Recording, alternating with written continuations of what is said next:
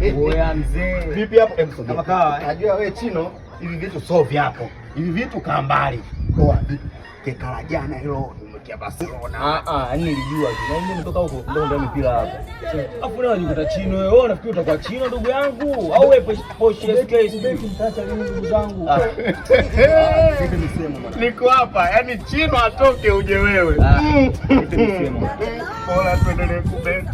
Wewe nimempa Barcelona, Man U, Madrid, Newcastle. Vipi? Mkeka bado unapumua? Wewe chizi. Wewe unampa Man U, wewe unampa Madrid, unampa Barcelona. Man U kibonde. Yaani Man U spana mkononi. Leo ndio kesho sio. Yaani wewe mkeka wako kabisa hivyo unamjua Muhindi, wewe unamjua Kanje. Mwanangu mimi nakushauri wewe katika maisha yako unaona unafeli. Yaani wewe mpe PSG anda goli 0. Mpe pale na miliu pale nani yule? Ajax. Wewe unampa Man U kwa kibonde?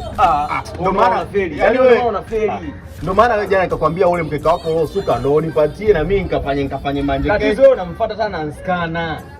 Anskana anakupoteza. Anskana usimfuate ndugu yangu, kila siku nakwambia ndugu yangu Anskana unafanya mkeka mtandaoni, weka kwa akili yako. Sasa cheki hapo 500 yangu ishaondoka hiyo. Nilikuwa nimtegemea leo mchana nichukue nini? Gile. Yaani kabisa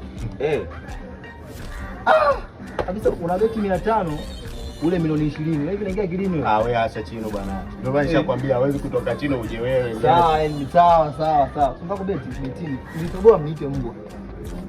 The blood of Jesus. 500 yangu ile.